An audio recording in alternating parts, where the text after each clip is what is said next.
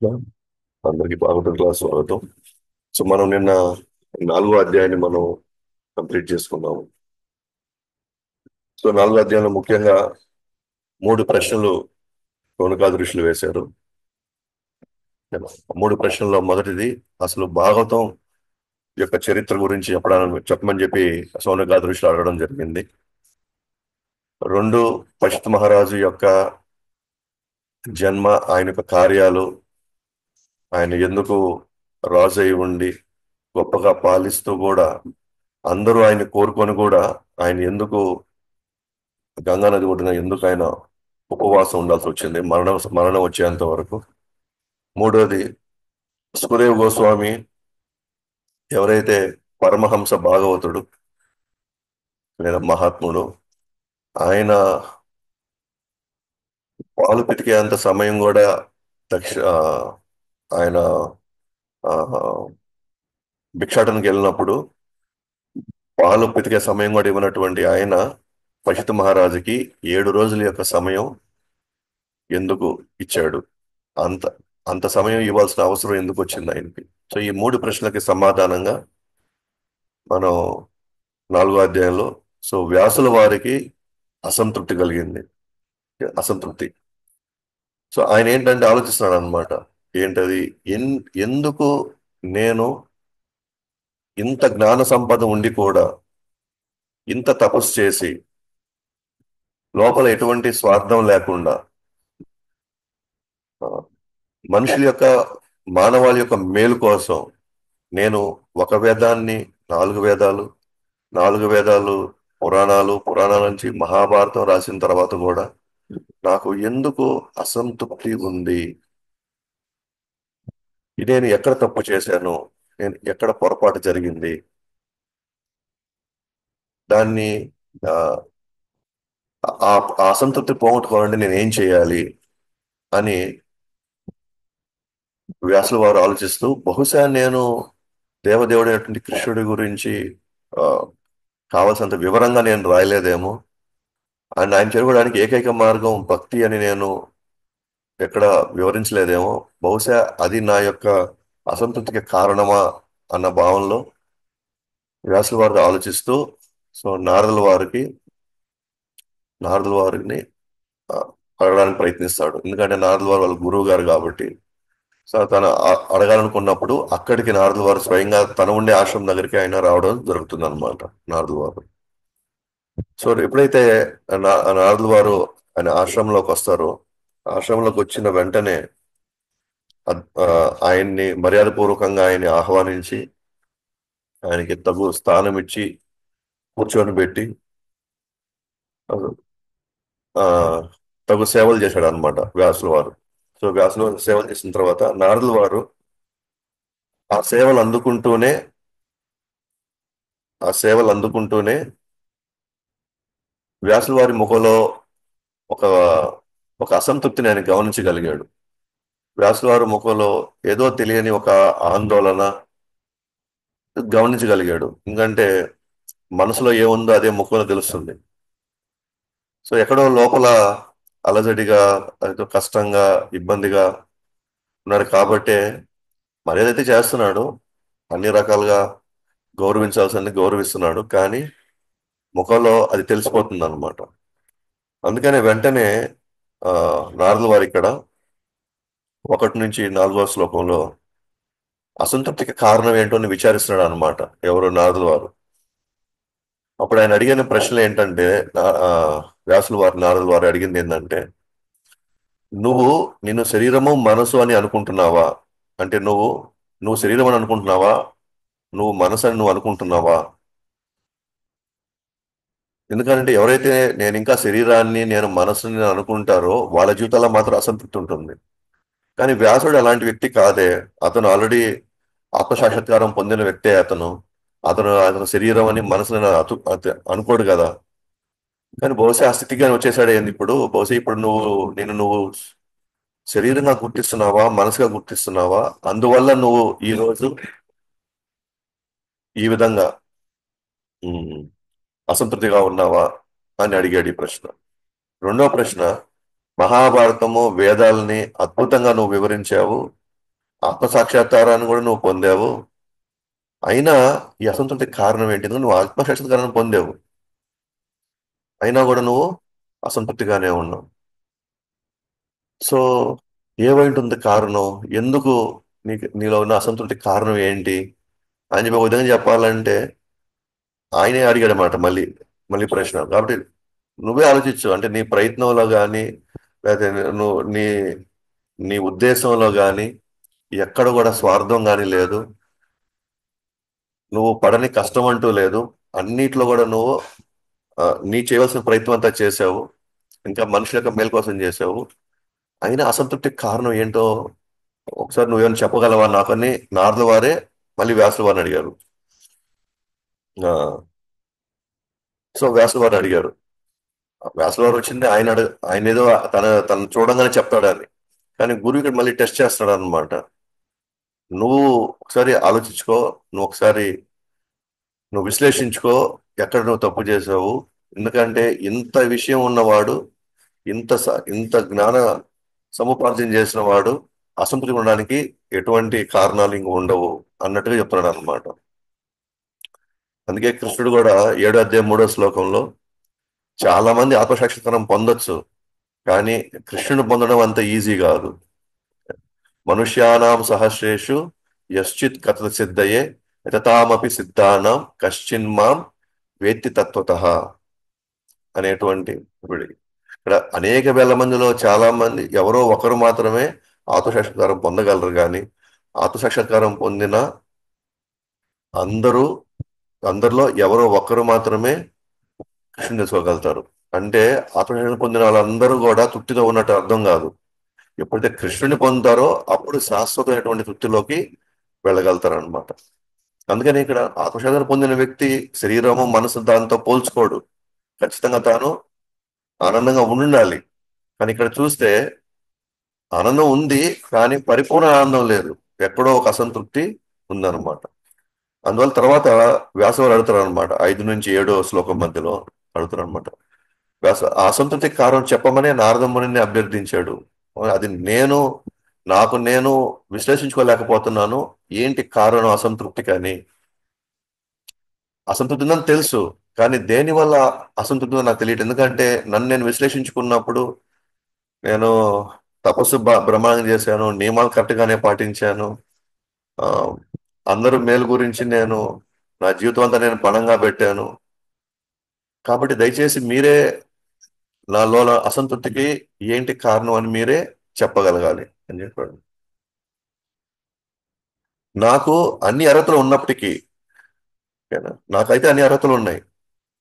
ఏది? ఈ అసంతృప్తిని మించి నేను ఆనందంగా ఉండడానికి.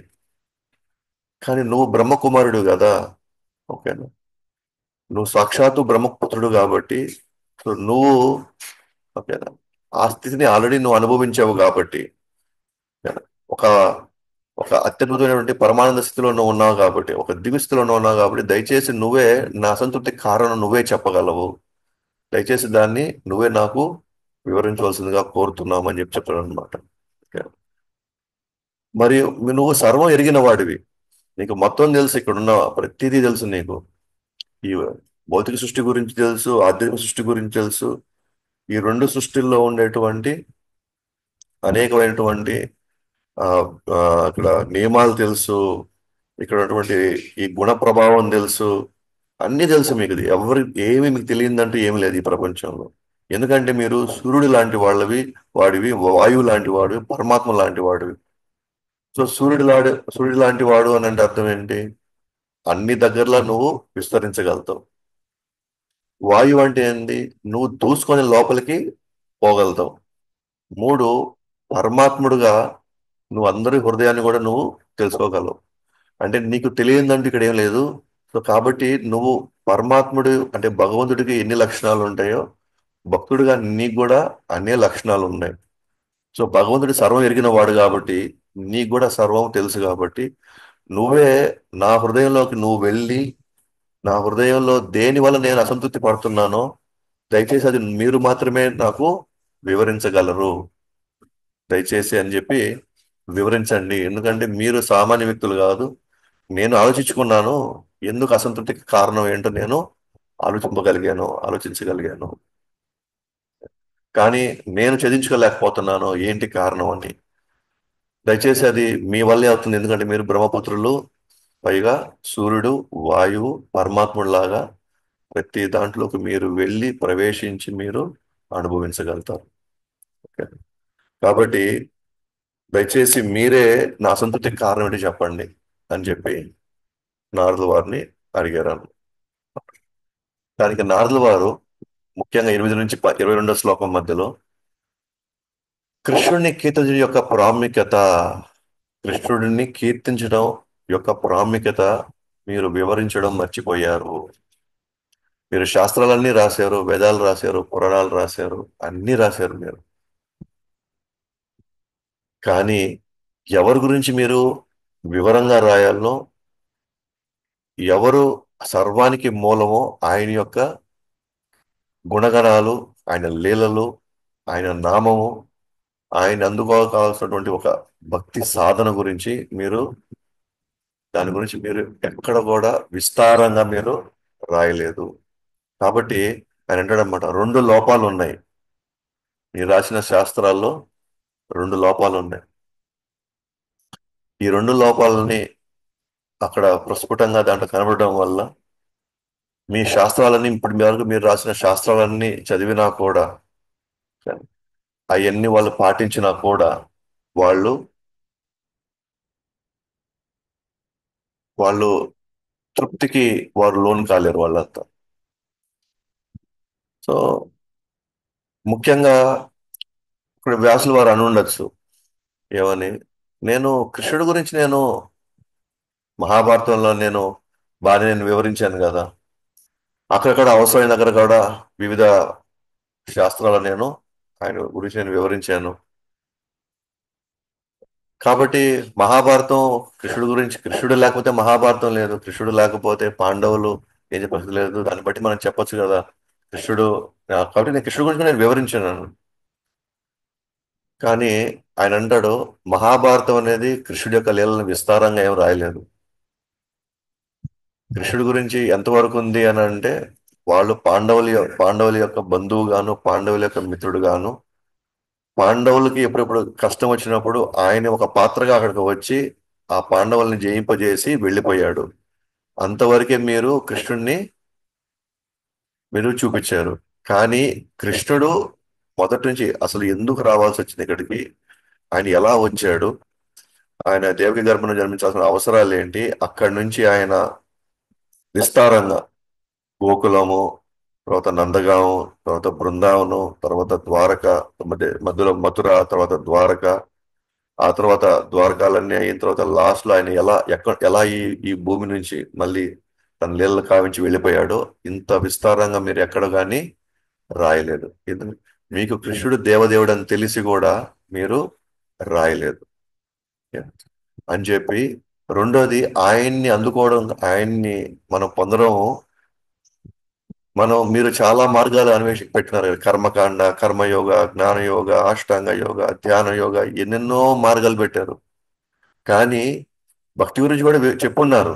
భక్తి గురించి కూడా చెప్పారు. కానీ భక్తి మాత్రమే కృష్ణుని వైపు తీసుకెళ్ళగలదు అనేటువంటి ఆ ఘంటాపథంగా మీరు ఎక్కడ కూడా దాని గురించి దాన్ని వివరిస్తూ, దాని యొక్క భక్తి యొక్క ప్రాముఖ్యతని మీరు వివరిస్తూ ఎక్కడ కూడా మీరు రాయల. సో అందువల్ల మీ రచనల్లో లోపాలు ఉన్నాయంటూ అద్భుతంగా ఈ శ్లోకాన్ని చెప్తారు అనమాట. 2 రకాలటువంటి రచనలు ఉన్నాయి ఈ ప్రపంచంలో. 2 రకాలటువంటి రచనలు ఉన్నాయి. ఒకటి, యద్వా విసర్గో చిత్రపదం హరేర్యసో జగత్ పవిత్రం ప్రగృణిత హరి చేత్ తద్వాయసం తీర్థం ఉషంతి మానసా నయత్ర హంస నిర్మాణ్యతు శిక్షయా నయద్ వచశ్చిత్రపదం హరేర్యసో జగత్ పవిత్రం ప్రగృణిత కర్హి చేత్ తద్వాయసం తీర్థం ఉషంతి మానసా నయత్ర హంస నిర్మంతి ఉశిక్షయ. సో ఏమన్నారంటే, ఇక్కడ అనేకమైనటువంటి రచనలు ఉన్నాయి. ముఖ్యంగా భౌతిక ప్రపంచం సంబంధించిన రచనలు చాలా ఉన్నాయి ఇక్కడ. భౌతిక ప్రపంచంలో భౌతిక ప్రపంచంలో మనం నడుచుకోవాల్సిన విధ విధానాలు, భౌతిక ప్రపంచంలో ఉండేటువంటి నియమ నిబంధనలు, భౌతిక ప్రపంచంలో జరిగే అనేకమైనటువంటి కార్యాలు, వాటన్నిటి గురించి ఏనా ఎన్నో చదువుతున్నాం ఇక్కడ. ఎన్నో మన మధ్యలో వస్తున్నాయి. న్యూస్ పేపర్లని, మ్యాగజైన్లని, మనల్ని ఉత్తేజపరచడానికి, మనల్ని ఎప్పుడు కూడా తృప్తిపరచడానికి అనేకమైనటువంటి ఇక్కడ కావాల్సిన ప్రింటింగ్ ప్రెస్లు, కావాల్సినంత మంది పుస్తకాలు రాస్తూనే ఉన్నారు ఇక్కడ. కానీ ఎన్ని రాసినా సరే, ఎన్ని రకాలుగా అవి ప్రచురించినా సరే, ఎవరి మనసులు ఇక్కడ మారడం లే. ఎవరు ఇక్కడ అవి చదివి వాళ్ళు తృప్తిగా ఆనందంగా లేరు. ఎందుకనంటే అలాంటి రచనలన్నీ కూడా కాకులు కాకులు వాలేటువంటి ప్రదేశాలు లాంటివి అయి. వాయసం, వాయసం అంటే కాకి. కాకులు వాలేటి ప్రదేశాలు. కాకులు ఎటువంటి వాటి మీద వాళ్తాయి? ఎక్కడ చెత్తా చెదారం ఉంటుందో అటువంటి దగ్గర పోయి వాళ్తాయి అన్నమాట. సో ఏ రచనలు అయితే కృష్ణుడిని కీర్తించకుండా ఉండేటువంటి రచనలన్నీ కూడా అవి కాకులు వాలేటువంటి ప్రదేశాలు అవన్నీ కూడా. కాబట్టి మీరు రచనల్ని రాసేవు నువ్వు అన్ని, కానీ కృష్ణుడిని తగినంతగా కీర్తించకపోవడం వల్ల అవి ఏమాత్రము మనకి ఆనందాన్ని ఇచ్చేటువంటి ప్రదేశాలు కాదు. అదే అదే కృష్ణుడికి సంబంధించినటువంటి రచనలు ఎక్కడైతే మనం రాస్తామో అవి హంసలు వాలేటువంటి ప్రదేశాలు అవన్నీ. సో హంసలు ఏం చేస్తాయి వచ్చి ఇక్కడ? ఓకేనా? ఓకే. హంసలు చేంజ్ చేస్తాయి. అవి చెత్త నుంచి, నీళ్ళ నుంచి పాలుని వేరు చేయగలుగుతాయి. అఫ్ కోర్స్ అది నెక్స్ట్ శ్లోకంలో మాట్లాడతాడు హంసల గురించి, ఓకే, వాటి గురించి. బట్ ఇక్కడికి వచ్చేసరికి కాబట్టి భక్తులు ఎవరు, ఓకేనా, ఇలాంటి రచనల మీద వాళ్ళు ఎప్పుడు తృప్తి పడరు. ఓకేనా? ఎందుకంటే భక్తులు హంసలు లాంటి వాళ్ళు. వాళ్ళకి ఒక అద్భుతమైనటువంటి మధురమైనటువంటి ప్రదేశాలు కావాలి. కాబట్టి ఎక్కడైతే భౌతిక రచనలు ఎక్కువ ఉంటాయో, భౌతిక వ్యక్తుల్ని ఎక్కువ కీర్తించడం జరుగుతుందో, సో అటువంటి ప్రదేశాల్లో కాకులు వాళ్తాయి. కానీ ఎక్కడైతే ఆస్వాదంగా ఉంటాయో, మధురంగా ఉంటాయో, అద్భుతమైన ప్రదేశాల్లో హంసలు వస్తాయి.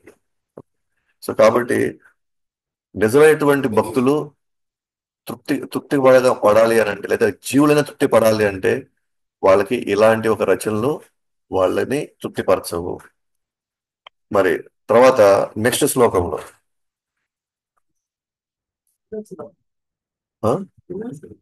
11వ శ్లోకం. తద్వాగ్విసర్గో జనతాగ విప్లవో యస్మిన్ ప్రతి శ్లోకమబధ్యవత్యపి నామాని అనంతస్య యశోంతికాని యత్ శృణ్వంతి గాయంతి గృణంతి సాధవా. అదే దివ్యమైన రచనలు ఉన్నాయి. ఇప్పుడు మనం ఇందా చెప్పింది మనం భౌతిక రచనలు. ఇప్పుడు మనం మాట్లాడకపోయేది దివ్య రచనలు. దివ్య రచనలో ఏముంటాయి అని అంటే నిత్యం భగవుడి యొక్క కీర్తింపబడుతూ ఉంటాడు దివ్య రచనలో. ఒకవేళ అవి సరైనటువంటి విధానంలో, సరిగ్గా ఒకవేళ అది రాయలేకపోయినా, ఒకవేళ దాంట్లో కొన్ని వ్యాకరణాలు కొన్ని తప్పులున్నా కూడా, ఒకవేళ అది సరైన విధంలో ప్రచురించబడినా సరే, కానీ రాసింది ఎవరి గురించి? కృష్ణుడి గురించి. కాబట్టి ఒకవేళ ఆ రచనలో లోపాలు ఉన్నా సరే, ఏది పద వాడకంలో కావచ్చు, వ్యాకరణలో కావచ్చు, ఒకవేళ వాటి పద ప్రయోగంలో కావచ్చు, ఒకవేళ వాటిలో లోపాలున్నా సరే, మనం మాట్లాడేది ఎవరి గురించి? కృష్ణుడి గురించి. కాబట్టి ఇది దివ్య రచనలో. అటువంటి రచనలు చాలా మంది జీవితాల్లో, ముఖ్యంగా అసంతృప్తికరంగా ఉన్నటువంటి జీవితాల్లో, వాళ్ళ జీవితాల్లో ఒక భక్తి విప్లవం తీసుకొని వస్తుంది అంటారు అనమాట. భక్తి విప్లవం అంటే వాళ్ళ హృదయాలు గతంలో కామక్రోధ మోహ మద మత్సరాలతో అనేక పాపాలు ఒకవేళ వాళ్ళు చేస్తున్నా కూడా, గుణ ప్రభావంలో వాళ్ళు చాలా చాలా కష్టాలు పడుతున్నా సరే, వాళ్ళల్లో ఎప్పుడైతే ఇలాంటి రచనలు ఎలాంటి రచనలు? కృష్ణుడిని కీర్తిస్తూ ఉండేటువంటి రచనలు ఎవరైతే చదువుతారో, ఓకే, వాళ్ళ హృదయంలో విప్లవం వస్తుంది అనమాట. విప్లవం. ఏది? భక్తి విప్లవం వస్తుంది. సో కాబట్టి రచనలు మనం చదివేటప్పుడు నువ్వు రాసిన రచనలన్నీ కూడా ఎక్కడ కృష్ణుని కీర్తి అంటే వివరంగా, విస్తారంగా కృష్ణుడి వివరణలు ఇవ్వలేదు కాబట్టి, అందుకే ఆ ప్రదేశాలు బ- భక్తులకి లేదా బద్ధజీవులకి తృప్తిని ఇవ్వట్లే. ఎందుకంటే అది కాకులు వాళ్ళే ప్రదేశాలు. అదే ఎక్కడైతే బహుళ గురించి కీర్తిస్తా ఉంటాయో, కీర్తించబడతాయో, ఒకవేళ పదాలు సరిగ్గా రాయకపోయినా, తప్పులున్నా సరే, ఒకవేళ అక్షరాల్లో ఆ, పదప్రయోగంలో ఇబ్బందులు ఉన్నా సరే, ఏమి ఇబ్బంది లేదు. అవి హంసలు వాలే ప్రదేశాలు అయ్యండి. అంటే భక్తులు వాలి హ్యాపీగా వాటిని ఆస్వాదించి అత్యంత ఆనందాన్ని పొందుతారు అనమాట. సో ఈ విధంగా ఈ రెండు రచనల గురించి రాసిన తర్వాత అని అంటాడు అనమాట. భక్తి మాత్రమే, భక్తి మాత్రమే విలువైనది ఇక్కడ. మిగతా మార్గాలు ఏది కూడా విలువైనది కాదు. కృష్ణుడిని పొందడం, కృష్ణుడి గురించి తెలుసుకోండి. బట్ కృష్ణుడిని పొందాలంటే మనం కొంత సాధన చేయాలి. ఎటువంటి సాధన చేయాలి?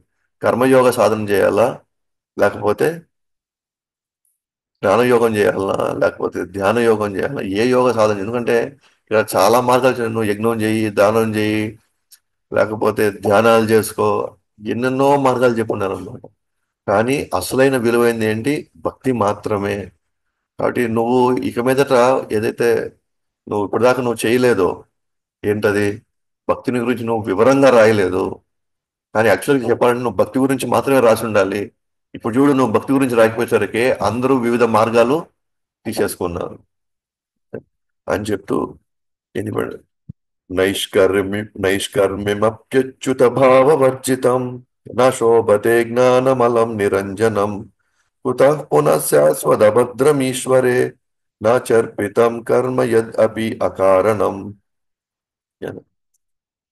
అదే, నైష్కర్మ్య అప్యత అచ్యుత భావవర్జితం. ఒకవేళ నువ్వు ఆత్మ సాక్షాత్కారం స్థితిలో ఉన్నా సరే, ఓకేనా, ఒకవేళ నువ్వు నీ మీద ఎటువంటి భౌతిక ప్రభావం నీ మీద లేకపోయినా సరే, నువ్వు భక్తిలో కానీ లేకపోతే, ఓకే, ఆ, నీ నీకు అసంతృప్తి మాత్రం అలాగే ఉంటుంది. అంటే భక్తి అంటే శ్రవణం, కీర్తనం, స్మరణం అనేటువంటి ఈ విధి విధానాలతో నువ్వు కానీ, ఓకేనా, నువ్వు కానీ ఆత్మసాక్షాత్కారంగా పొందకపోతే, ఈ విధి విధానాలతో నువ్వు కర్మ, జ్ఞాన, యోగ మార్గంలో ఆత్మసాక్షాత్కారం వైపు వెళ్ళావనుకో, ఆత్మసాక్షాత్కారం పొందుతావు. కానీ ఇంకా ఎక్కడో నీకు అసంతృప్తి మాత్రం అలాగే ఉంటుంది. కానీ అదే ఆత్మసాక్షాత్కారం నువ్వు కానీ భక్తి మార్గంలో వెళ్ళావనుకోండి, అంతిమంగా భక్తితో నువ్వు కృష్ణుని పొందేవు అంటే ఆత్మసాక్షాత్కారం దాటి కృష్ణుడు నువ్వు కానీ పొందగలిగావు అనుకోండి, ఇంకా నీకు అత్యున్నతమైన తృప్తిని నువ్వు అనుభవించగలుగుతావు. కాబట్టి ఇక్కడ ఆత్మసాక్షాత్కారం పొందే వాళ్ళే తృప్తిగా లేరు. ఏది? వాళ్ళు పొందిన తర్వాత కూడా. ఎందుకని? వాళ్ళు భక్తిని మార్గం కింద ఎంచుకోవాలా. ఇంకా ఆత్మసాక్షాత్కారం ఉన్న వాళ్ళే తృప్తిగా లేకపోతే, ఉదాహరణ ఇక్కడ వ్యాసుడే తృప్తిగా లేడు అసలు ఇప్పుడు దాకా. ఇంకా సాధారణంగా కోరికల కోసం పరిగెత్తే వాళ్ళు, కోరికల కోసం వాళ్ళు పరితపించే వాళ్ళు, వాళ్ళు ఇంకెక్కడ తృప్తిగా ఉండబోతారు? ఇంకా వాడు తృప్తి పడడానికి అవకాశం ఎక్కడుంది? కాబట్టి నువ్వు భక్తిని గురించి నువ్వు విస్తారంగా రాయి. ఇంక మిగతా మార్గాలన్నింటినీ పక్కన పెట్టేసి, వాటి వల్ల ఎటువంటి ప్రయోజనం లేదు. ప్రయోజనం లేదు ఇన్ ద సెన్స్, కృష్ణుని తెలుసుకోవడానికి ప్రయోజనం అవి పనికిరావు. కాబట్టి నువ్వు భక్తిని మాత్రం నువ్వు చూసుకో, దాన్ని మాత్రం నువ్వు వివరించని చెప్పాడు. సో కాబట్టి రెండు లోపాలు చెప్పాడు ఇక్కడ. ఒకటి, రచనలో కృష్ణుడి గురించి ఎక్కడ విస్తారంగా వివరంగా ఉండి ఆయన లీలల్ని అద్భుతంగా మనం వింటాము లేదా చదువుతాము. రెండు, ఆయన చేరుకోవడానికి మనం చేయవలసిన సాధన. జ్ఞానం పొందిన తర్వాత ఏం చేయాలా? సాధన చేయాలా. ఆ సాధన భక్తి వల్ల, భక్తి ద్వారా మాత్రమే అన్న విషయాన్ని, భక్తిని ఉద్దేశించి మాత్రమే మనం వెళ్తే తప్ప మన ఈ తృప్తికి కారణం లేదు. కాబట్టి నువ్వు ఇప్పటివరకు రాసిన వాటిల్లో నువ్వు రెండు రాయలేదు, రెండు చేయలా. ఆ, ఏంటది? ఒకటి, కృష్ణుడి గురించి నువ్వు వివరంగా ఇంతవరకు ఏ పురాణాలు కానీ ఏ శాస్త్రాలను రాయలేదు. రెండు, భక్తి మాత్రమే కృష్ణుని చేరుకోవడానికి అంతిమంగా ఆయన చేరుకోవడానికి కావాల్సినటువంటి మార్గం అని నువ్వు చెప్పలేదు. అన్ని కావాల్సినవి వివరించేస్తాడు. ఇప్పుడు చెప్తున్నాడు ఆయన అంటున్నాడు వ్యాసుడి యొక్క గొప్పతనం గురించి చెప్తున్నాడు నారదుల వారు. నువ్వు ఒక దివ్య రచయితవి, నువ్వు అదృష్టవంతుడి, పరిపూర్ణ దృష్టి ఉంది నీకు, నువ్వు దృఢ వ్రతంతో ఉన్నావు, ఎలాగైనా సరే దీన్ని సంకల్పం గట్టిగా ఉంది, ఎలాగైనా సరే నువ్వు ఈ రచనలు రాయాలని, కాబట్టి ఇంత గొప్పగా రాయగలిగావు నువ్వు. పేరు ప్రఖ్యాతలు గలవాడివి, నీ గురించి అందరూ తెలుసు వ్యాసుడు అంటే ఎవరు. కాకపోతే నువ్వు చేసిన తప్పేం తెలుసా? భగవంతుడి లీలల మాత్రమే మోక్షం ఇవ్వగలవు నువ్వు తెలిసి కూడా, కృష్ణుడి లీలలు మాత్రమే మోక్షం ఇవ్వగలవని నువ్వు తెలిసి కూడా, సామాన్య జనులకి నువ్వు దేవతారాధనల గురించి, లేకపోతే వివిధ అనేక మార్గాలు, భగవంతుడు అదే వాళ్ళ కోరికలు పొందడానికి నువ్వు వివిధ మార్గాలు ఇచ్చావు. నువ్వు నీకు తెలుసు భగవంతుడి లీలలు మాత్రమే మోక్షం ఇవ్వగలను నువ్వు తెలిసి కూడా నువ్వు ఏం చేసావు? వాళ్ళ యొక్క స్థితిగతులను ఆలోచించి వాళ్ళకి ఏదో నువ్వు మేలు చేస్తావు అనే పరిస్థితుల్లో నువ్వేం చేసావు? కేవలం దేవతల ఆరాధన, కోరికలు తీర్చుకోవడానికి కావాల్సినటువంటి యజ్ఞ యాగాల గురించి మాత్రమే నువ్వు రాసేవే తప్ప, నువ్వు అంతిమంగా కృష్ణుని చేరుకుంటే, భక్తితో నువ్వు కృష్ణుని చేరుకుంటే శాశ్వతంగా నువ్వు ఆనందంగా ఉంటావు ఆ విషయాన్ని మాత్రం నువ్వు విస్తారంగా రాయకుండా ఎక్కడో కొంత భాగం వరకే నువ్వు రాసిపెట్టావు దాన్ని. సో ప్రజలంతా కూడా న్యాచురల్ గానే వాళ్ళు కోరికలతో ఉన్నారు, మరి కోరికలతో ఉన్న వాళ్ళు ఏం చేస్తారు? కోరికల భాగంలోకి వెళ్తారు. కోరికల భాగంలోకి వెళ్ళి ఏమేం చేస్తే దేవత తృప్తి పడితే వాళ్ళ నుంచి మనం విలాసం ఐశ్వర్యం పొందాలని అక్కడే ఆగిపోయారు వాళ్ళు. కాబట్టి ఈ ఇంద్రియాలతో మనం ఎంత ఎక్కువ అనుభవించాలనుకుంటే ఇంద్రియాలు ఇంకా ఇంకా కోరికల మీద మనల్ని తీసుకెళ్తాయి. మనల్ని ఇంకా కోరికలు తీర్చుకోవడం వైపే మన ఇంద్రియాలు మన మనసుని డైవర్ట్ చేస్తాయి తప్ప మనల్ని ఎక్కడ కూడా భక్తి వైపు వెళ్ళమని చెప్పి మనం ప్రేరేపించాం మనల్ని. అందుకనే నారదులు అంటారు, నువ్వు చేసిన తప్పులు ఏంటంటే భగవంతుడి కృష్ణుడి యొక్క లీలలు వాళ్ళకి మోక్షం తీస్తాయని తెలిసి కూడా నువ్వు వాటి గురించి నువ్వు విస్తారంగా రాయలేదు. రెండు, వాళ్ళందరూ కూడా ఆల్రెడీ కోరికలతో వాళ్ళు నిండిపోయి ఉంటే ఇప్పుడు వాళ్ళకి మళ్ళీ నువ్వు ఒక వెసులుబాటు కల్పించావు. ఆ కోరికలు తీసుకోవడానికి కావాల్సిన వివిధ మార్గాలు నువ్వు ఇచ్చేసరికి వాళ్ళు భక్తి వైపు వాళ్ళు ఎప్పుడు కూడా ఆకర్షితులు కాలేదు. వాళ్ళు ఎంతసేపు వాళ్ళు కోరికల గురించి తీర్చుకోవడంలోనే వాళ్ళ జీవితాలు అక్కడతో అయిపోయినాయి. కాబట్టి వాళ్ళ మనసు ఇప్పుడు ఎట్లా ఉందంటే కేవలం కోరికలతో నిండిపోయింది. కాబట్టి అది ఒక బలమైనటువంటి ఒక గాలిలాగా ఎట్లయితే నామను కూడా తీసుకెళ్లిపోద్దో, ఈ కోరికలు నిండిన మనసు కూడా వాళ్ళ జీవితాలని కృష్ణుడి వైపు నుంచి అది దారి మళ్ళిచ్చేస్తుంది, కృష్ణుని చేరుకోవడం నుంచి అది దారి మళ్ళిస్తుంది అని చెప్పేసి ఆయన చెప్పడం జరిగిందనమాట. కాబట్టి వాళ్ళకి ఆల్రెడీ కోరికలు తీర్చుకోవడం అనేటువంటి ఇదిలో ఓకేనా వాళ్ళు చాలా ఇదిగా ఉన్నారు. పైగా నువ్వు మళ్ళీ వాళ్ళని అటువైపు ప్రేరేపించావు మళ్ళీ అని చెప్పాడు అనమాట. సో ఈ విషయమే సో ఈ ఈ విషయమే మనకి భగవద్గీతలో కూడా 2వ అధ్యాయం 43వ శ్లోకం నుంచి 45వ శ్లోకం దాకా ఉంటుంది అనమాట. ఏంటంటే ఇక్కడ సామాన్య జనులు ఉత్తమ జన్మ, స్వర్గలోక ప్రాప్తి, ఓకేనా, లేకపోతే ఆ కోరికలు తీర్చుకోవడమే వేదాల యొక్క సారం అని వాళ్ళు అనుకుంటున్నారు. సామాన్యులు ఏమనుకుంటున్నారు? ఇంతకంటే గొప్ప జన్మ కావాలా, ఇంతకంటే గొప్ప ఐశ్వర్యం కావాలి, ఉన్నత లోకాలకి వెళ్ళాలి అని చెప్పేసి ఇదే వేదాల యొక్క శాస్త్రం అని చెప్పేసి వాళ్ళు అక్కడ ఆగిపోయారు. వాళ్ళు వేదాల్లో ఇంతకు మించి ఇంకేం లేదనేటువంటి ఇదిలో వాళ్ళు వచ్చేసారు. కృష్ణుడు చెప్తాడు భగవద్గీతలో, ఇది 2వ అధ్యాయం 43 నుంచి 40వ శ్లోకంలో, ఓకేనా, దయచేసి నువ్వు అటువంటి మోహారణ్యంలోకి నువ్వు పడొద్దు అని కృష్ణుడు అర్జునుడికి చెప్తున్నాడు. ఎప్పుడైతే వీళ్ళు ఆ మోహారణ్యాన్ని దాటుతారో అప్పుడు మాత్రమే వీళ్ళు భక్తి వైపుకి రాగలుగుతారు. పైగా కృష్ణుడు అన్నాడు అర్జునుడితో, నువ్వు ఈ త్రిగుణాలకి, వేదాలు మొత్తం త్రిగుణాల గురించే మాట్లాడింది, ఆ త్రిగుణాలకు దాటి నువ్వు బయటికి రా, నువ్వు ఒక దివ్య గుణ స్థితిలోకి నువ్వు రావాలి అని చెప్పాడు. అంటే అర్థం ఏంటి? వేదాలు మొత్తం కూడా ఎక్కువ భాగం ఏం గురించి రాసింది? కోరికలు తీర్చుకోవడంలోనే రాసింది. కొంత భాగం వరకు మాత్రమే శుద్ధ భక్తి గురించి మాట్లాడింది, కొంత భాగంలో మాత్రమే కృష్ణుడి యొక్క లీలలు వివరించబడింది. అందుకని ఇప్పుడు కృష్ణుడు ఇప్పుడు నారదుల వారు వ్యాసుల గారికి ఏమన్నారు అంటే, ఇదే నీవు చేసిన పెద్ద లోపము, ఇదే నీ అసంతృప్తికి కారణము అని చెప్పి చెప్పాడు అనమాట. అని చెప్తూ, అందుకని ఇక్కడ అనమాట, వారి కోరికలు తీర్చుకోవాలని నువ్వు ప్రేరణ ఇచ్చావు, నియమాలు వాళ్ళు పట్టించుకోరు. ఇప్పుడు వాళ్ళు నియమాలు పట్టించుకోవట్లే వాళ్ళు. భగవంతుని చేరుకునే నియమాలు పాటించాలంటే వాళ్ళకి ఇప్పుడు కష్టంగా ఉంది. ఎందుకంటే ఇప్పటిదాకా వాళ్ళు కోరికలు తీర్చుకోవడంలోనే ఉండిపోయారు వాళ్ళు. ఇదే జుగుప్సితంగా ఉంది ఇది. దీనివల్లే అంత గందరగోళం అయిపోయింది, అస్తవ్యస్తం అయిపోయింది. ఎవరైతే కోరికలకు అతీతంగా వెళ్ళిన వారు మాత్రమే ఈ దివ్య జ్ఞానాన్ని వాళ్ళు పొందగలరు. కావున సాధారణ మనుషులకు కూడా ఈ జ్ఞానం అందించాలి మనం. ఏ జ్ఞానం? కృష్ణుడి లీలల ఆస్వాదన చేసేటువంటి మార్గం, అలాగే భక్తిని పెంపొందించేటువంటి జ్ఞానం ఇప్పుడు మనం ఇవ్వాలి. కాబట్టి ఎందుకంటే భక్తి చాలా అత్యంత ఆ, లాభమైంది, అత్యంత ప్రయోజనకరమైంది. ఎందుకంటే భక్తి శాశ్వతమైంది, మనతో పాటే వస్తుంది. మరణం తర్వాత కూడా మనం చేసిన భక్తి నాశనం కాదు, మనతో పాటే వస్తుంది. అదే కర్మ జ్ఞాన యోగం అన్నీ కూడా ఈ ఈ ఈ ఈ జన్మలోనే అవన్నీ కూడా అంతరించిపోతాయి, ఆ మార్గాలన్నీ.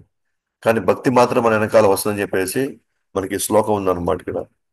త్యక్త్వా స్వధర్మం చరణాంబుజం హరేర్ భజన్ అపక్వోతపతేత్యతో యతి యత్ర క్వావభద్రమబుద్ధముస్య కిం కావార్త ఆప్తో భజతాం స్వధర్మతః.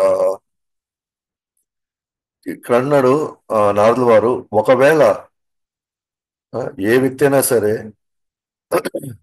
తన యొక్క స్వధర్మమైనటువంటి తన తన పనులు, వర్ణాశ్రమ ధర్మం ప్రకారంగా తను పాటించాల్సిన కొన్ని ధర్మాలు, తను తీసుకున్న కొన్ని కొన్ని బాధ్యతలు, ఓకేనా?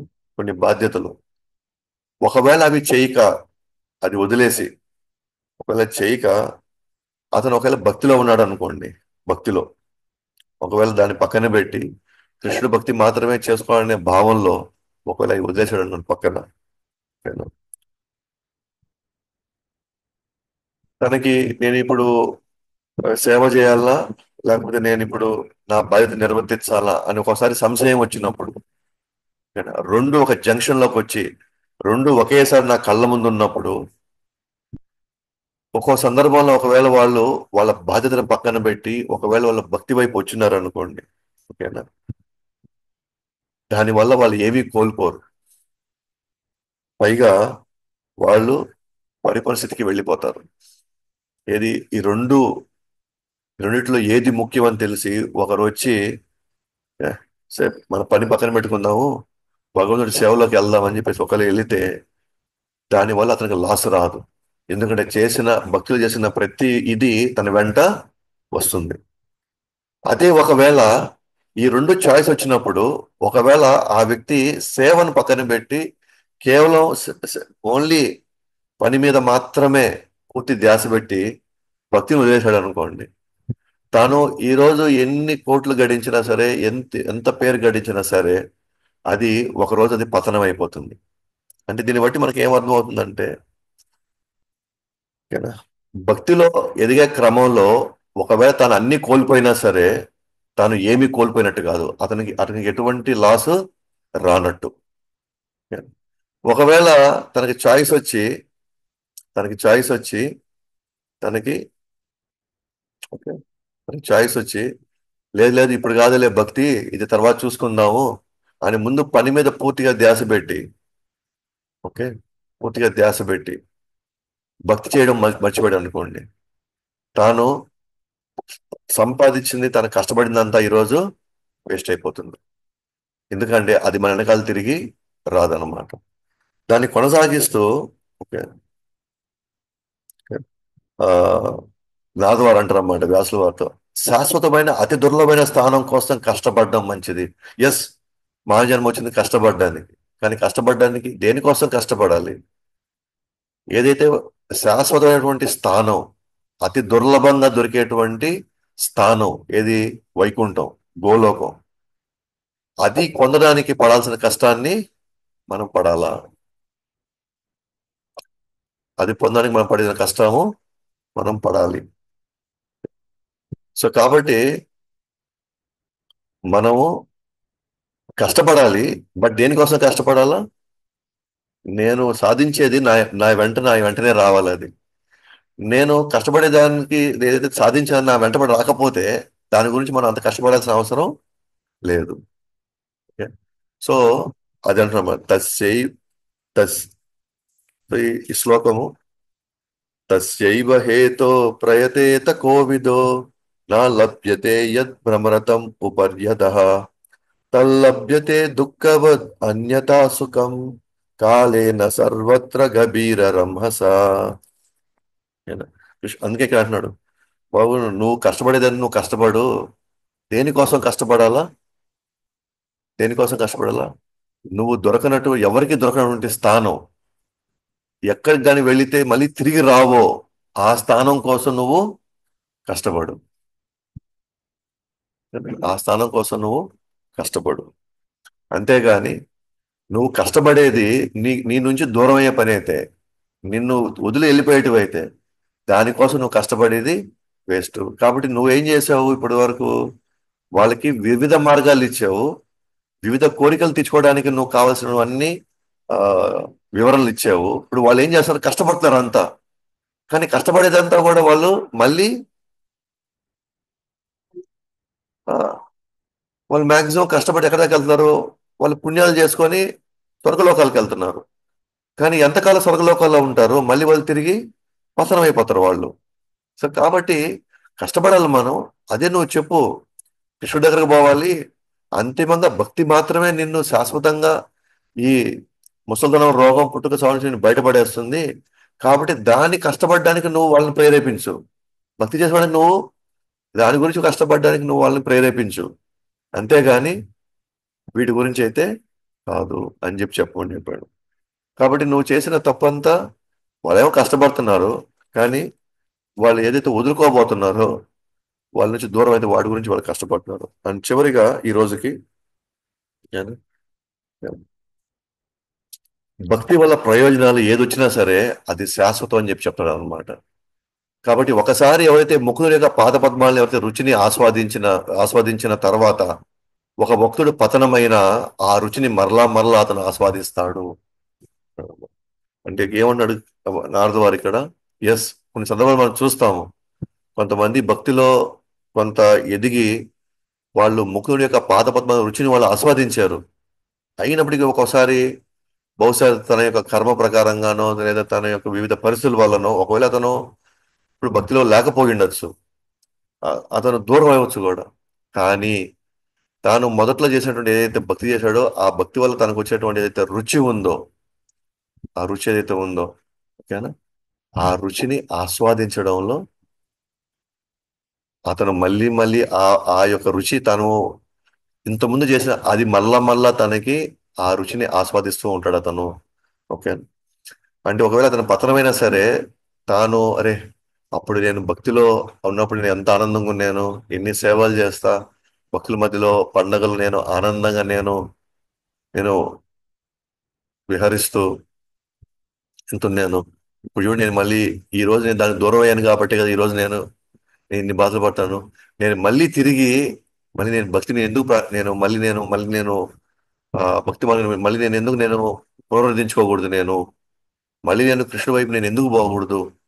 ఎందుకంటే ఆ దూరం అవ్వడం బట్టి నేను ఈ రోజు నేను ఈ పరిస్థితిలో ఉన్నాను. నేను మళ్ళీ ఆ రుచిని ఆస్వాదించాలంటే నేను మళ్ళీ తిరిగి భక్తి వైపు వెళ్తాను అని ఆ రోజు ఏదైతే తాను ఆ రుచిని ఆస్వాదించాడో మళ్ళీ భక్తుడిని ఆ రుచే మళ్ళీ అతను తీసుకొచ్చి మళ్ళీ భక్తిలోకి తీసుకెళ్ళి పెడుతుంది అనమాట.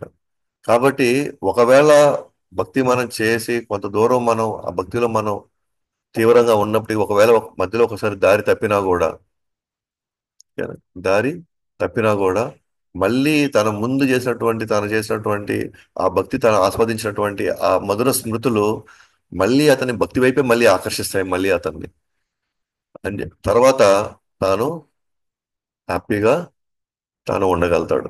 అంటే భక్తి మళ్ళీ వాళ్ళకి శాశ్వత ప్రయోజనం, శాశ్వత స్థానాన్ని కల్పిస్తుంది. కాబట్టి ఇటువంటి ఈ విషయాల్ని నువ్వు ఇంత ముక్కుసూటిగా, ఓకేనా, కృష్ణుడు దేవాదేవుడు, ఆయన్ని చేరుకోవడం భక్తి ద్వారా మాత్రమే అని చెప్పి భగవుడి యొక్క లీలల్ని నువ్వు విస్తారంగా వివరించలేదు కాబట్టి ప్రజలందరూ కూడా సామాన్యమైనటువంటి జీవన విధానంలో వాళ్ళు పుట్టుమిట్టులాడుతూ వాళ్ళు కష్టపడుతున్నారు.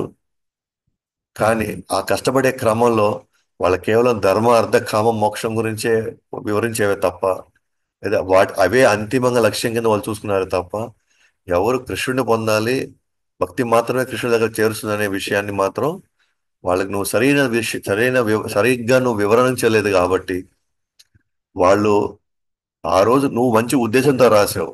వాళ్ళు క్రమక్రమంగా వాళ్ళు భక్తులు ఎదగాలని నువ్వు రాసావు.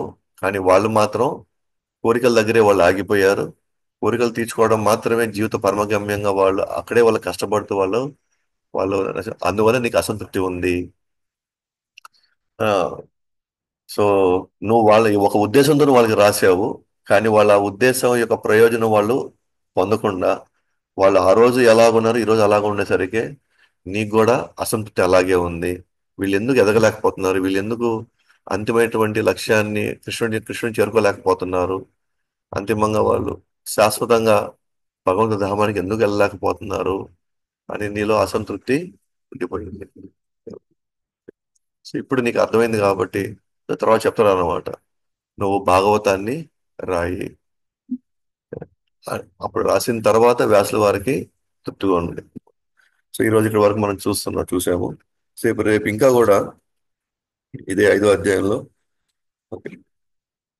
కృష్ణుడు సారీ నారదుల వారు వ్యాసుల వారికి ఇప్పుడు నువ్వు ఏం చేయాలి, ఆ ఆ చేసే క్రమంలో ఆ భక్తి యొక్క వివిధ స్థితులు ఉన్నాయి. ఆ స్థితులు ఎలా వాళ్ళు దాటగలుగుతారో, దాటి అంతిమంగా వాళ్ళు కృష్ణుని ఎలా పొందగలుగుతారో సో రేపు భాగంలో మనం చూస్తామన్నమాట. కాబట్టి రేపు మనం మిగిలిన భాగాన్ని రేపు చూస్తాం. గ్రంథరాజ్ శ్రీమద్ భాగవతం కీ జై. జగద్గురు శ్రీల ప్రభుపాద్ की जय. अनंत कोटि वैष्णव वृंद की जय. निताय गौर प्रेमानंदे. हरि हरि.